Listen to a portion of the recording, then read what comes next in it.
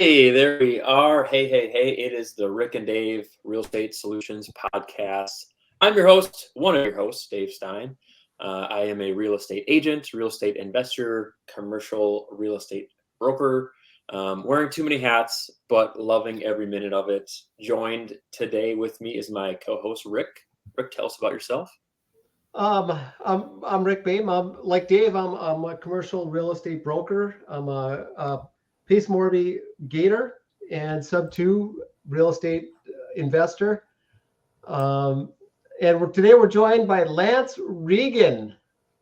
Woo! Lance, your resume is like this long, and why don't you tell us a little bit about you know Yeah, what all you're involved in now? yeah. Well, you guys have a couple hours because there's a lot. No, it's growing by the day actually. So I started off as a traditional business owner. I've been a kind of a serial entrepreneur for over 20 years now, and I owned a granite tile business for almost 20 years in Eugene, Oregon, and about 10 years ago decided it would be a good time. And I'd always been interested in real estate, to be honest, but I was one of those guys who bought the Carlton Sheets, infomercial, set of binders 25 years ago. And after about 5 or 6 days, I had no idea what I was looking at, and they just sat in my closet for 10 years. But I ended up really wanting to get into fix and flips because I own a granite and tile business in Oregon. And so Sure. it seemed like it would make sense. It was something, obviously the TV shows and whatnot, but I knew that I could do it. I had all the right connections. And so I stepped out of my comfort zone and asked the guy that owned my shop if he wanted to partner with me in funding some deals with me. And that's how I got started in real estate about 10 years ago. And so we basically moved to my wife and I had moved, and I don't know how deep you want to go if you want to touch on some things, but I give a pretty deep story, like background when I meet people. So I don't know, if you guys just want something real brief, and then we can get into some specifics. But we moved to Texas from Oregon, sold everything we owned, and started Gator and Sub 2 community with Pace Morby. And just kind of started growing into a natural leader in the community because of my just the way I treat people and always want to help others. I just got in. My mission was to add value to people, and that's all I really started doing. And so it got me into a lot of rooms and onto a lot of Zooms with individuals. I started late last year. Pace, reached out to me. We started talking a little bit. He had his his admins reach out to me and started doing interviews with the team, with Carly Grundeman and Jay Jarvis. And I got to do one of the 12 days of Christmas trainings, 12 people, they chose to do that. Uncle Lanza, Justin Tumanowski, and I don't know how in the heck I got on that crew, but I did. And it was amazing. I got to, it was really scary. I got to do some trainings on networking with intention, telling your story, and building your brand, kind of. And man, it was scary. It was like 2,000 people on the live Zoom, the Q&A thing. So, but yeah, I have a lot of big goals, and we right now currently own 60 doors. We're closing on our first sober living property in San Diego, California. We've got a mobile home park. We have a short-term luxury, short-term rental that we're actually getting out of. I'm not a big fan of the short-term rental space, especially right now. But we've had a midterm, didn't really like that, turned that into a wrap. We've wholesaled some deals. And recently we've been building a team, a really, really kick-ass team, rock star team, that we I think 8 in total, including my wife and I, are on our team. And so I accidentally started a wholesale business is what it was. I want to start buying properties, so we have 2 co-living properties as well. I forgot to mention that, but that's really what I want to do. My main focus is co-living. Yeah. And so we built the team so they could help manage the day-to-day, and we could start pulling ourselves out and scaling, as I've been a business owner for almost 25 years. I did it wrong a lot of the time. I didn't ever get management in place. I didn't ever really get help in the day-to-day. And so I was always stuck in my business.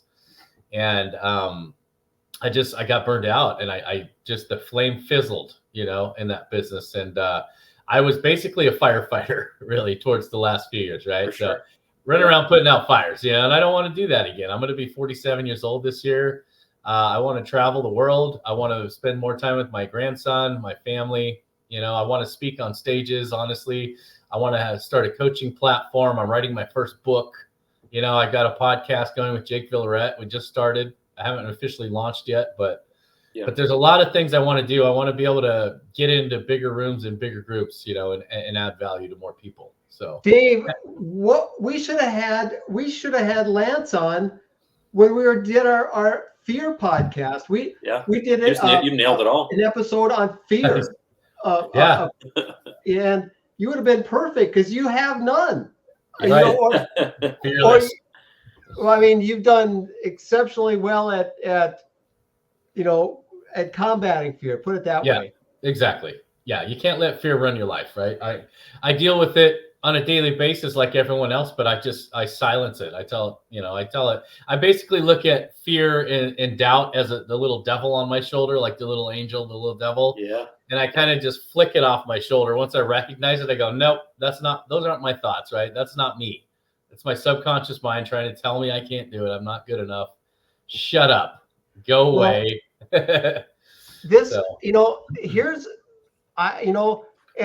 And at some point here, I want to have you back on, and I want to hear about your real estate. I want to hear about all these investments. Sure. And at some point here, we need to do a deal together. Is what we need to do. Yeah, man. Absolutely. But at somewhere along the line, the last, I've been in Gator now coming up on 2 years. I've seen this evolution in Lance Riggen, and from, part of being a real estate investor, being a spouse, being a father is, if we don't take care of ourselves, we're no good to our team, and we're no good to our spouse, and we need to have a good, clear mind, good, clear body, and I'm speaking for myself, as I'm just I'm pretty open book. Yeah. I've been diabetic, insulin dependent diabetic, 45 years. Sure. Most people that have been diabetic, insulin dependent diabetic that long are dead. And so I know the value of spending time on not only exercising your mind, exercising your body, spending a little time on health. And this all leads into real estate investing, because without that, there's no real estate investing. And you also, I've also noticed a real sense of wonder in your posts. When you look around, you see more. You have a sense of wonder of the world around you. Yeah. And then when I said, geez, he's writing a book. I want to have him on here and talk. We're going to get to the nuts and bolts of real estate. Yeah. We'll get to that, but it might not be right here, right now. Sure. I want to hear about your journey, where you were, a few years ago. Yeah. And where you are today, because you look flipping awesome. Thanks, man. I appreciate that. I've been taking my health a lot more seriously this last year and a half or so. Regular workouts, eating clean, shakes with greens and certain powders and whatnot, like fiber, but I appreciate it. I took off over 40 pounds last year. And now I've just been building muscle, so I'm starting to get definition for the first time in my life, in my chest and my arms. It's really cool to see really all that work I've been putting in really starting to transform my body. It's really cool. And the mental clarity it gives me is unparalleled. You can't, people don't understand that it's hard. It's hard to work out. It's hard to commit. It's hard to stay consistent, but I want to be around, when my grandson's playing baseball. I want to be able to go to Disneyland with him. I want to take him on trips with us, and I'm not going to be able to do that if I'm 40, 50 pounds overweight and my back's killing me and I can't stay on my feet for more than 20 minutes, so I started taking it real serious. And I went on this journey and on this mission to be the best version of myself about 4 years ago. But really, I wanted to be the best in all areas of my life. Really kind of started on that mission about 1.5 years ago. Decided, man, I need to get healthy. I need my relationships healthy, spiritually healthy, and so I started really digging in. And mental clarity and mental health has always been something I've worked on. I haven't really struggled with that much in my life. I just am one of those people who's built a little bit different. I'm not very risk adverse, and it's funny because I get to help people get out of that overthinking, get out of that analysis paralysis, because I don't deal with it. So I just share, the steps to take, and I like to break it down into incremental steps, because people go, oh my gosh, I want to have 100 properties, and they go, oh God, I'm so scared. They don't know where to start. So reverse engineering goals, telling them, well, not telling them, but giving them, advice and encouraging them to start doing these daily habits, right? Stacking daily habits. And that's really all it takes. So you don't get overwhelmed and overthink everything. So that's kind of, I love talking about mindset the most, because that's where most people need the help. 80% mindset, it's 20% work.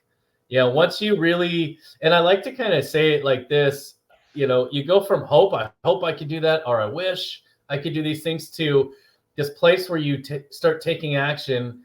And now you kind of start building faith, and you go from hope to belief, that when you get a deal, you go, okay, I believe this could be possible, right? You're still not quite in that faith stage, but it goes from hope to belief. Once you start putting the work in, to faith, and just knowing without a shadow of a doubt that you're going to succeed, you're going to do these things. And it's not a question in your mind anymore. It's, this is what I have to do, because I've got the game plan. I've got the roadmap.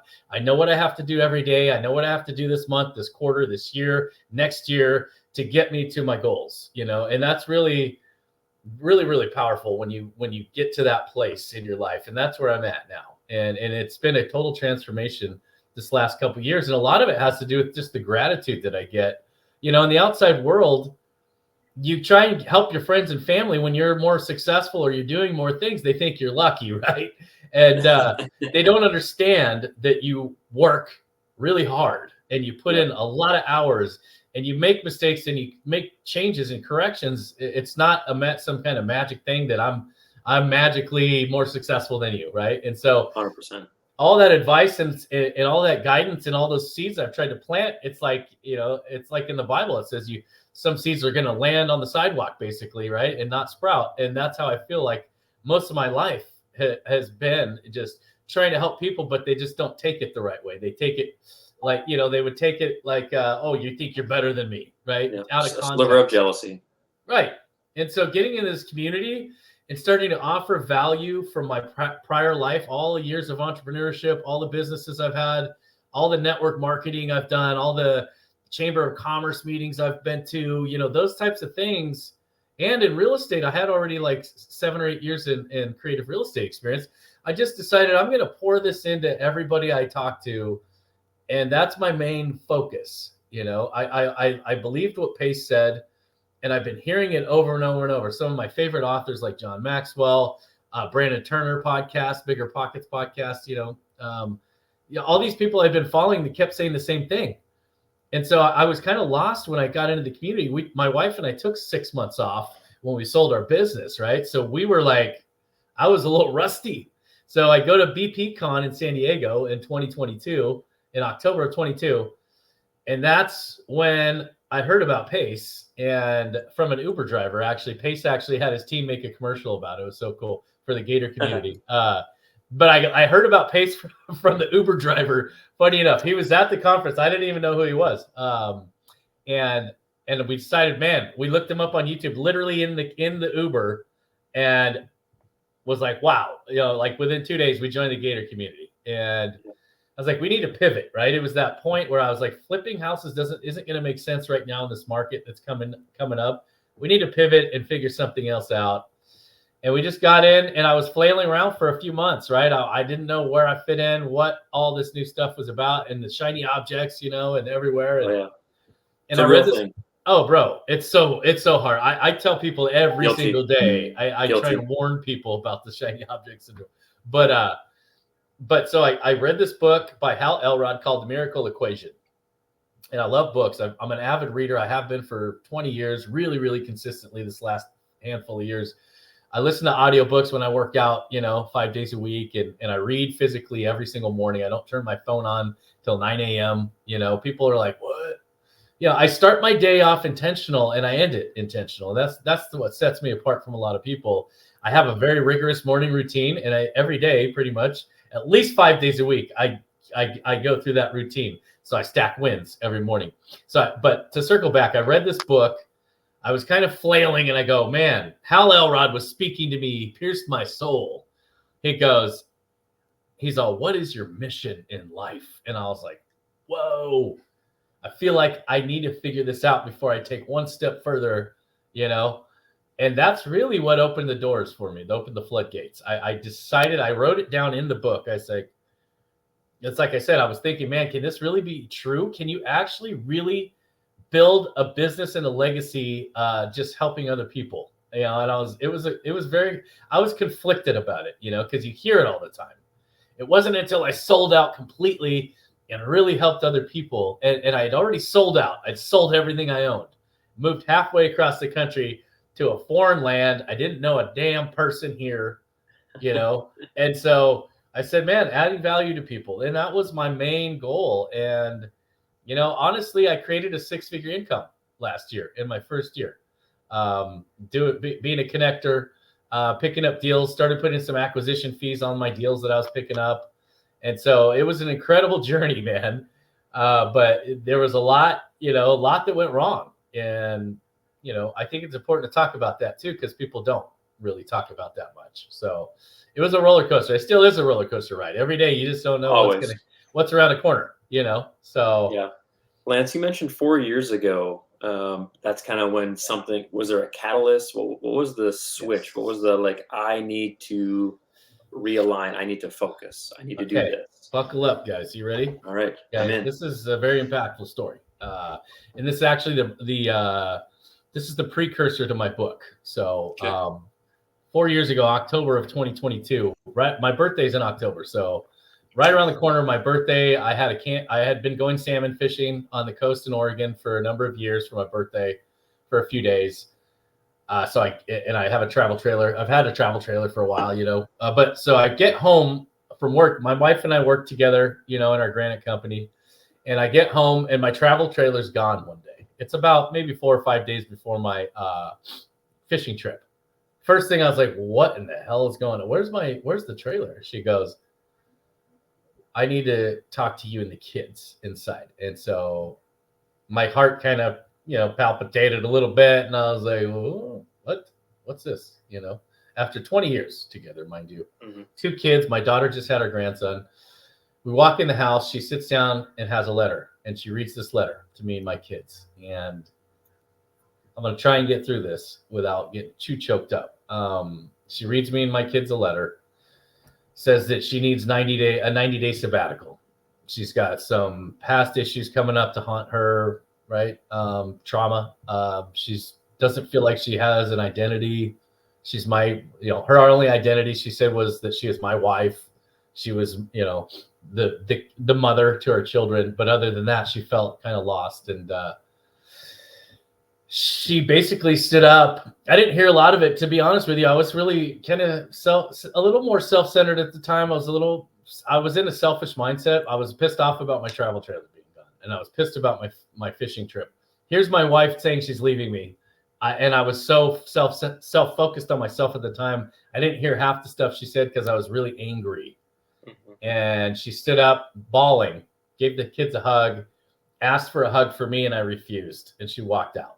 And keep in mind, we owned our granite business together. She was my main salesperson, showroom staff, designer.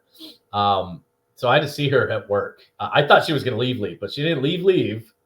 She left me, but she stayed at work. So I had to see this woman 5 days a week and go home to an empty bed. It was brutal. I kind of was lost. I didn't know what to do. I was cracking the bottles quite a bit in the evenings. I was drinking pretty heavy to try and drown the pain. I just didn't know what to do for the first 4 or 5 days. I reached out to a friend of mine who had I'd been a good buddy of mine at church I belonged to for a number of years, Jerry. And Jerry was really the catalyst to my journey. I decided immediately that I was going to fight for my wife. I couldn't let her go. I knew I'd screwed up, and sorry about that. No, this is. But take your time. But it was, I knew right away, God had it in my heart. He's like, no. I was like, I just can't let this woman go. She's been here for me, for me and my kids for so long. She's always been my rock, you know. So I immediately decided I was going to take action and fight for her, which is the title of my book, by the way. And I reached out to my buddy and I said, Jerry, man, I don't know what to do, man. I have all these emotions. I never dealt with anxiety, depression, any of that stuff. And this was all hitting me. And like I said, I've been pretty strong mentally most of my life. So this stuff was coming in and I was like kind of freaking out. I didn't know how to deal with it. And he gave me the most sound advice I could have gotten. He said, Lance, you're going to, I know you're going to go and you're going to fight. And I know you're going to get to work because I know that's who you are. He says, man, I got to just tell you, there's a few things that you have to keep in mind. One, you can't do it for her because you don't know if she's coming back. You have to go on this journey with yourself in mind first, becoming the best version of yourself. You've got to do it for you first. Otherwise, it's not going to last. It won't stick. And that's a big mistake a lot of people make. The second thing is you have to give her space. And that was hard because I was showering her with gifts. I show up to the shop. I'm bringing her candy and stuff. I didn't know what to do, you know. And it was all just super surfacey. And she was actually getting turned off by it. And I realized in that moment when he said that, I was like, oh, okay, this makes sense. So that's what I did, man. I started listening to this audiobook called How to Listen with Intention by Patrick King. Thanks to my adult daughter giving me the advice, Dad, you need to learn how to listen. You're not listening. You don't listen to her half the time. And that's a big, big part of the problem. And so I said, well, I need to learn how to listen. So got into that audio literally every day, guys. Every single day, I listened to that over and over, like at least 5 or 6 times that audiobook. And I'm like I said, I'm an action taker. So every time I'd see her at the shop, anytime I'd get a chance to talk with her, I would put those things into action. I started asking her questions. I learned how to just hold space for her and just be there, you know, not control the conversation. Like a lot of men, I had conversational narcissism, supposedly is what, you know, he refers to it as, where I want to control the conversation. I want to fix the problems. I've got the solutions, right? I got it all figured out. And a lot of men have this problem. And I realized that I was definitely that guy. So I had to just let go of those thoughts of, oh, I can fix it. I got the problem. And that was the biggest problem. I would be thinking about right off the bat, oh, I got this figured out. You know, you don't even need to worry about it. And that's not what they want most of the time. So I let that go and I just started listening to her and shutting my mouth. That was a huge, huge plus for me. We started having conversations more and more. I found about 5 or 6 things that I was struggling in. I knew I had wounds from my father and my stepfather that were festering, still not healed. That was probably the hardest thing to dig into, those wounds, right? Those dark areas in your life, you know, where you've been damaged and hurt, and now you're hurting and bleeding on other people, especially the ones you love most. And so that's the work that a lot of people aren't willing to do. I had to take extreme ownership. I had to own up to my shit, right? I knew that I had made some mistakes and I had been so focused on business and success that I had lost sight a little bit. And you know, and there was a few other things, but those were some of the big ones, you know? And so anger, sarcasm, right? Those are some of the other things that I had a problem with. And so I went to work, man. I read Eckhart Tolle's book, The Power of Now. That really changed my life. Those 2 books really started changing my thought process. I started learning I could control my thoughts. I could enjoy the journey. I was so miserable we're almost there, you know, and that's what was driving just the bitterness in me, I guess, is I would take all the crap home from my employees and bring it home with me. And I was still the boss at home. You know, that was another problem, right? So learn to separate that. I finally started getting her to come over, like to have a meal. I would cook for her. After about 3 months, she turned me down a few times. But I was journaling a lot through this whole thing. I was praying a lot. I was getting closer to God. It was a very difficult. I was drinking still. I mean, I have nothing to hide. I'm an open book, man. I was drinking a lot of whiskey because I couldn't get away from the pain.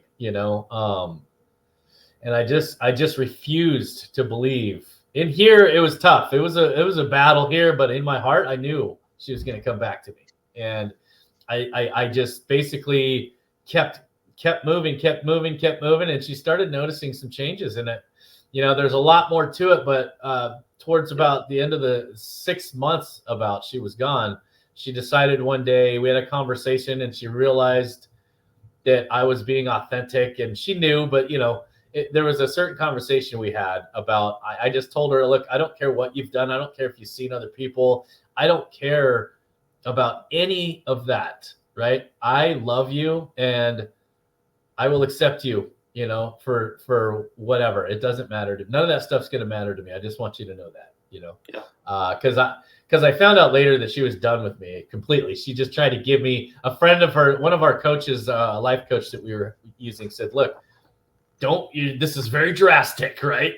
Why don't you try and give it 90 days? And she tried to take that advice, but up here, she had been resenting me for about 2 or 3 years. So it'd been building, right? Yeah. So she had no intentions ever on coming back. So it was really a miracle, in my opinion. I had to go do that work. She had to leave. God has hands all over it, in my opinion, because there's no way I would have been able to do that work if she hadn't been completely out of my life, basically, Yeah. And I've applauded her for that. I've thanked her for that, which it sounds crazy to some people, but I am so glad that she left me. I'm a totally different person now. I decided that life was too short to hold on to anger and grudges and get angry and upset and judge people because they have different thoughts and beliefs than me. I let go of all that stuff. I was really heavy into the political climate at the time with COVID and stuff. And I just walked away from all of it and focused on myself for about that 6 months, and my son and my daughter and my grandson, so 6 months later, she decided to put her ring back on, and we got back together, and then we decided we wanted to have a whole new life. So we sold our business. We sold our last flip at the coast that we had, and we took 6 months off, really solidified that relationship, that foundation. And I got to tell you guys, she is happier than she's ever been in her life. I get rewards now, right? I get rewarded in many different ways because of how good she feels, all the time. Awesome. We don't fight. I rarely get angry, upset. It's just something changed in me, man. Like I knew that I had to really get serious. And I knew I was going to get another chance with her. So I was like, hey, I'm going all in, right? If you're at the casino, I'm cashing in all the chips. Just give me one more chance. If you don't like it, you can leave. But please, right? I didn't beg her, but I was like, I feel like I deserve this. Yeah. One shot. And and we moved. We took this epic road trip. We finished painting the house and stuff, and put it on the market, and we're like, let's go. The only reason we landed in Texas because of my daughter and my grandson moved over here, and my wife. I was like exercising my newfound happy wife, happy life strategy, I guess you could say. I always laughed. I've heard that one, bro. I always laughed at the older guys, my customers, when they said, "Oh, happy wife, happy life," because they always let the wife choose the countertops, the top, and I would laugh. I was like, "Yeah, that's funny." And they're like, they're not laughing. It's so much of what you said there resonates with me. I just this morning, I'm your basic nerd. That I've got a 6 a.m. book club that I belong to. It's a bunch of guys. We get together and we read books, right? Yeah. Love it. And one of the discussion points we were having this morning was the relationship of when things go bad, you can blame, Yeah. you can blame, you can get angry, or you could have gratitude. And sometimes it's all three. And as we were having this discussion, it relates, I think if you can approach every situation with a sense of gratitude, including tragedy, and nobody likes to go through pain. I'm a wimp. I don't like to go through pain. Right. But it's part of life, Yep. right? Yep. Yeah, that's one of the things I learned. That sense of gratitude for the things that don't go right in our life. It's very important. Yeah. There was actually just a post in Gator this morning that I actually responded to before I went to the book club. It was like 4:30 this morning, I think. But somebody had put a post in there asking if, like, deals had gone wrong for them, and of course there were a lot of people. Yeah, things have gone wrong, and I put a post in there. I said, stay something to the effect of, stay positive. And as I was, of course, yeah, I've had some deals that went sideways also, or that are late or whatever. Hang in there and lean on your community. And I kind of carried that whole thought process to this group. And as I was talking to them, I just really realized it's that gratitude that gets you through those deals that either fall apart, or whether maybe you've got a deal where you think somebody has done you wrong, or it's something just, everybody's got a deal that you wish it would have went different.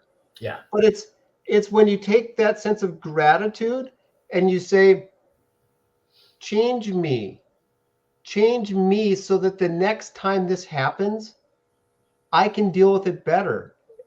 And I can, maybe it's me that needs, maybe this is a lesson in here for me. I don't need to understand why. Yeah. I just need to change. Most of the time you can't blame anyone else but yourself for the reason for the position you're in. 99% of the time.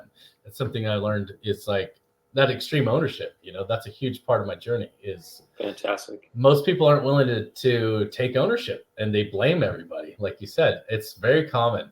And it's sad that, it's the gratitude really has gotten me through a lot. This last 6 months has been really tough for us. Repositioning ourselves, structuring our business, building SOPs, building tracking KPIs, building a team. It's been very challenging, and it's not something I'm used to. We're used to doing it all ourselves, right? So stepping out in faith and knowing, even if my team only does it 80% as good as I do, it's going to free up, 50% of my time. Is that worth it? Yeah, absolutely. It's worth it. 100%, And so a lot of people, self-employed people, not actual business owners, they just can't get out of that. Well, nobody's going to do it as good as I can, Well, that might be true. It probably is. It's your business, right? If you can find someone who is aligned with your vision and aligned with your mission, that's the most important thing. You can train them to do whatever you want. They have to be in alignment with where you're headed, and that was the number one most important thing for me, was to make sure this time around, right, I am not going to hire based on merit, mostly based on, people's values and if they're aligned with my values and my mission. That's really the ultimate goal at this point. And the gratitude's helped me so much. In fact, a good buddy of mine, Thomas Fanner, I did coaching with him. His company's called Dads Who Lead. So after my wife and I was struggling with my kids. Now my son's a senior in high school. My daughter, she's going to be, I think she just turned 24. So I had focused all my energy on my wife and I and myself, and I was suffering with my kids. So I hired Thomas, and Thomas and I did coaching for 2 years, but it took me for maybe 5 months to be able to take ownership with my daughter and mine's relationship, because she is very nasty for a lot of years. Very, very harsh, very strong-headed. I don't know where she gets that, by the way. No, but very, very opinionated, So we clashed, both type A personalities. Anyways, he helped me really break down some barriers and take extreme ownership, really built this pyramid. And that's where a lot of problems in relationships are going to start. You have to take ownership before you can move on any further. And that was crucial for me. And once I broke through that barrier, the dominoes fell and we started building a great relationship. But he told me one day I was struggling with the anxiety, right, of the finances, because we have a lot of real estate, but we're paying our partners and we're in the green, but we're not making a lot of money yet, right? So when you have 2 or 3 properties that you need to pay the mortgage on, right, because you're in between tenants or whatever, that's scary, right? You don't have regular income yet. So that gratitude has gotten me through a lot of that stuff, my faith with God. Also, I've been really digging into that lately. And that was a missing piece for me. I kind of hadn't been really that focused on it because I've been so busy. But that was one piece that was missing for me personally, But the gratitude I actually had, sorry, I'll just end with this. The gratitude, I have it on my phone. So when I get into those moments, evening, morning, I'll play like a 2.5-minute recording of everything I'm grateful for. And it has made a huge difference. So. Well, I'm along with my real estate, I'm also a Donald Miller coach. I'm aligned with Donald Miller, who's also a pretty good mentor for writing, but you, as you were talking, I was thinking to myself, boy, you had mentioned you were working with a coach a couple of times, I was thinking, people like you would be the dream person to work with, because you're self-motivated, and you're willing to change. And anybody who goes to John, you had mentioned those a couple of books, but you also mentioned you were reading John Maxwell. Oh yeah, not a bad place, not a bad author to pull off the shelf and start reading. You could pull off any one of his 90 books. Yeah, and they're all pretty much gold. Yes, they are. I need to read more. I think I've read about 20 or 25 of them. But it's funny too, John Maxwell. So one of the first MLM businesses was Amway, right? It was called Quickstar when I got into it, and I sold out. That, like I said, I go all in. I went all in, and I was 23 years old, 22, 23 years old. Didn't know a damn thing about business.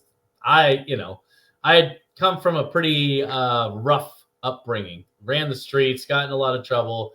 All the stuff, you don't want your kids doing. I was doing all that, running just wrong crowds, drugs and alcohol, everything, right? And it wasn't until I didn't really have a good father figure. My dad was an alcoholic, a drug addict. My stepfather was abusive, and really just a jerk and treated my mom very poorly. And so I didn't have a real good role model at all. So that's kind of when I started getting into books and getting to seminars. I got to see John Maxwell speak at one of those seminars in Portland, Oregon. And that's kind of where I started, building my tribe. I was like, these are the people I want to be around. Positive, God-fearing people. They're just really, really dialed in, and they want to do better for themselves and their families. This is what I want, And so started really getting into John Maxwell's books after seeing him in person too. I was like, wow, this guy's incredible. He's got he commands the crowd so well. He's so authentic too, and so true. And I love how he has a way of talking and bringing up his faith in books where it's not pushing it on. It's not Christian-y, I just like how he drips it in there. It's not, because secular people will read his books. You don't have to be a Christian to read John Maxwell's books, right? That's kind of how I want to write my book. I wanted people to know that I'm a believer and I have a strong faith in Jesus, but I'm not pushing it on anyone. And I don't care what your belief system is. That doesn't mean we can't do business or be friends. That's the life. We're good humans. Yeah, bro. And so John Maxwell is amazing. It's funny though, when you go back to those books that you read 20 years ago and now you're in a totally different place, in your life, and you listen or read it again, it's like, whoa, this is a totally different book. Man, there's some really good nuggets in here, So, but I started doing that with some of his stuff recently. The thing that always strikes me when I read his books is, oftentimes when I'm reading his books, I'm thinking, I got to do this, and I should do this, and I should do this, and I should do this. Right. But it never comes across as like a self-condemning ad. It's always like, you always feel good after you Right. read that. Like, How can you improve? I want to do this, and I want to do that. Exactly. It's because he encourages. It's an encouraging word. Like it's a seed, planting seeds. That's why I've adapted kind of that in my life. I try and never tell people what to do. I don't ever do that. I want to encourage you to check this book out. I want to encourage you to maybe try this. I want to encourage you to stay in one lane for 6 to 9 months before you move on and look at another shiny object. It hits so much different when you're encouraging people rather than saying, you need to do this. This is what I did. It hits totally different. It hits different receptors. You're coming from a place of love and gratitude, not a place of, like, what's that word? I'm like, yeah, you're like, of respect. Like it's not a respect thing. It's not a dictatorship, right? You're not telling them what they have to do. It's crazy how powerful your words can be when you just change them a little bit. When you stop and think about it, how should I articulate this to this person? And everybody's different, Sometimes I will go in for the 1-2 punch and hit them hard right in the throat. You know what I mean? Some people need that. I've needed that in my life. A good kick in the ass. You know what I mean? I've talked to people who have been doing mentorships and reading books for years and years, and they haven't done a deal or made a move. And I'm like, what are you doing? Yep. Like nobody's going to tell them. When is the book nearly completed, or is it? It's I had a little bit of a block, this last month, so I'm really working through that. Just busy, trying to get some, cash flow going today. So I have 3 chapters. I'm on my 4th chapter. It's probably just going to be 10 or 12 chapters. I've got the outline. I've got a publishing company, and I've got all the chapters written out. And so I just need to get past the hurdle. I got 3 binders of notes that I took of, stuff while my wife was gone, of just pouring, basically having conversations with her, with God, with myself, just getting things out of my head. That was very therapeutic for me, through that time. I am buying a copy. Just sign me up right now. Can we get a I have pre-sale. I do have pre-sales. Yes, I have a website. It's called my buddy, one of my guys on my team, made it for me for Father's Day. It's LanceRiggen.com. That's it. I got my name. So there's pre-sale copies for sure on there. It will be on Amazon. I probably want to do my own voiceover for the audio version. Everybody's been telling me I have to do it. So but I'm very excited. Here's the thing. I don't care about, I really don't care how high it gets or if it is a huge success or not. What I care about is changing people's lives. Hopefully some of those things that I'm writing in this book are going to shift people's minds and help them think differently and act differently and dig into some painful things in their life. Because really, you have to go into those painful areas. If you don't, you're not going to be able to make those changes. And it's hard. But you can live in it briefly, understand it, recognize it, that it needs to change and move on. That's what I realized. That's one of the things I learned. I'll feel it. I'll live in that pain for a brief moment. And then, okay, what's the solution now? Okay, I know what the problem is. I'm not going to focus on that. What's the solution to this problem? And that's where I live. You mentioned you do some public speaking also. You're interested in doing public speaking? Yes, I've started doing a little bit. Are you doing that strictly on real estate, or are you also sharing your story? I honestly, I've been at some meetups, been invited. I did one in South Carolina. Went and spoke in Dallas. I'm going to speak in Austin next month. So I'm just starting that. It's scary. It's scary, right, for me. This is easy because I've done it a lot now. But when I started doing this in front of groups and started my podcast and stuff last year, that has been disbanded since. But like getting in front of real people is like terrifying to me. So I really have to push myself every day to do this stuff. And that's what people don't understand. I am not an extroverted person naturally. I'm an introverted extrovert, or an extroverted introvert. I'm sorry. I've had to push myself over the last 20 years every day, all the time. And that's what it takes. I just do what I have to do. It doesn't matter if I like it. I don't let my feelings get in the way. That's a big problem people have. Oh, I don't feel like it. Yep. You know what I mean? It's like I don't care. One of my favorite sayings is "F your feelings," right? Like I love that saying because nobody cares, right? Right. Does the bank care how if you feel like going to paying your mortgage payment today, right? Does the car company care if you're not feeling like making your payment? No, right? So you have to put your feelings aside. But yeah, the speaking thing is something I want to be.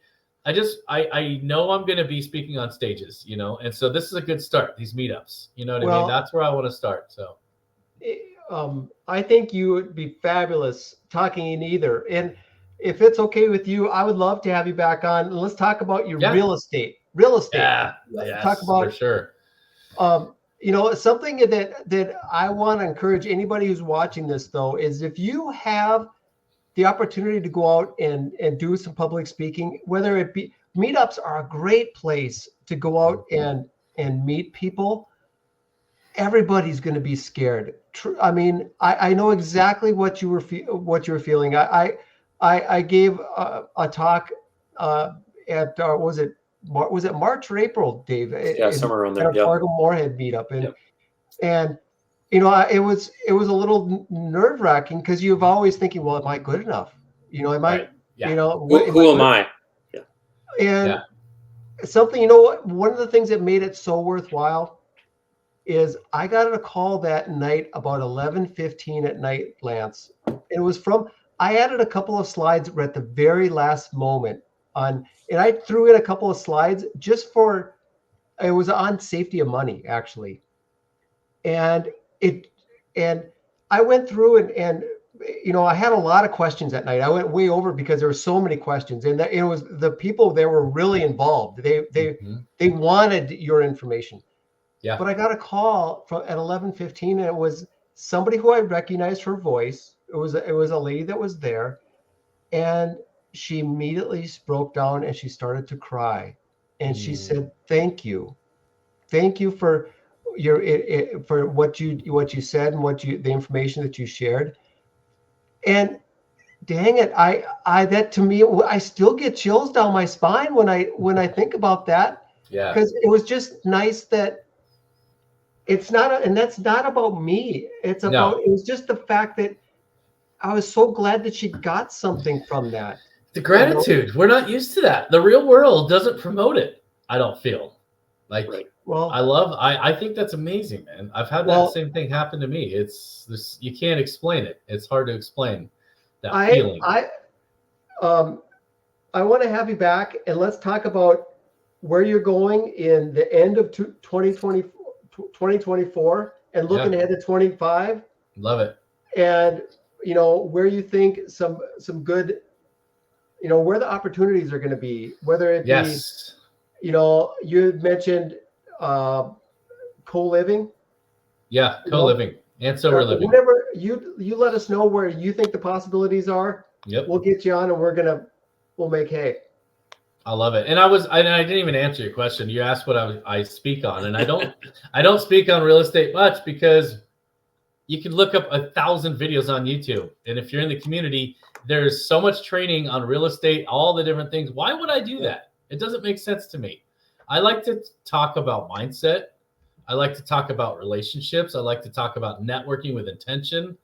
Those are the things I really, really desire that people don't understand. I don't know why I threw desire in there, but those are the things I really like to talk about because it's so needed. If you're not building relationships, networking intentionally, if your mind's not in the right place, you're not going to get very far. I like to tell people, stop getting in your way. You're the one getting in your own way. Stop it. Stop doing it. Stop overthinking every single little detail. Stop overanalyzing every single little thing. Of course, you want to do your due diligence, underwrite, everything like that. But once you've done that, make a decision and move. Yes. Yeah. There's so few people that do it. There's so few.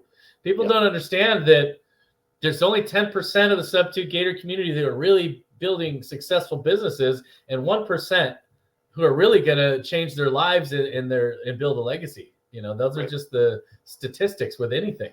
And I know I'm in the top 10% and I'm going to be in the 1%, I'm on my way and there's not a doubt in my mind. And I love to share that energy with people. and share the mindset with people, right? Because 80% of it is mindset, man, honestly. Yeah. You know, so I think it's a huge an area where I can shine and where I can pour into people. And those are some of my biggest strengths. And so I talk about real estate very little, and people don't really get it. They're like, well, when are you going to talk about raising capital? I'm like, this is it. You're building a relationship. You're tearing down walls. You're being relatable. You're being vulnerable with people. You're being authentic. And of course you want a nice pitch deck and everything else. And, but really, the relationship. It boils down to building that relationship and that rapport and building trust, you know? And One so of the I most don't really, important things I rarely get into the weeds of it. I'm like, this is it. And people kind of look at me and they're like, but you hit on it when you said you went to work and learned, you dedicated yourself to becoming a better listener. Yeah. Learning to ask good follow-up questions and then listening to the answers is crucial. Yep, 100%. It is. It really is. Yeah. Well, how can people get a hold of you, Lance? I see your number on that. I see your phone number there. That's my CRM, so it goes into our automation system. I don't give out my personal number for obvious reasons, but at Lance Riggen on Instagram, Messenger, Lance Riggen, hit me up on Messenger. If you send me a friend request, please send me a message with it. I have 1,000 at any given moment, 1,000 friend requests. Literally, Facebook starts deleting them because I don't have time to screen everybody anymore. So if you send me a friend request without a messenger, you're probably not going to get accepted. Just be honest with you. So, Very good. That makes sense. Thank you, Dave. Any last thoughts? No. What I love, Lance, is you mentioned it just briefly. Is you want to shine. You want to be a light, right? You're being a light of positivity mindset. How can we accomplish these things? Yes. And just in our previous podcast, we talked about you don't have to be the one. Like there's a community of people that want to help, and we're so honored to have you in our community, and hopefully more and more as you continue to develop that book and start speaking on stages. So really appreciate your time and can't wait to have you back. Thanks, guys. I appreciate your time. It's been fun. You bet. Take care. Yeah. All right.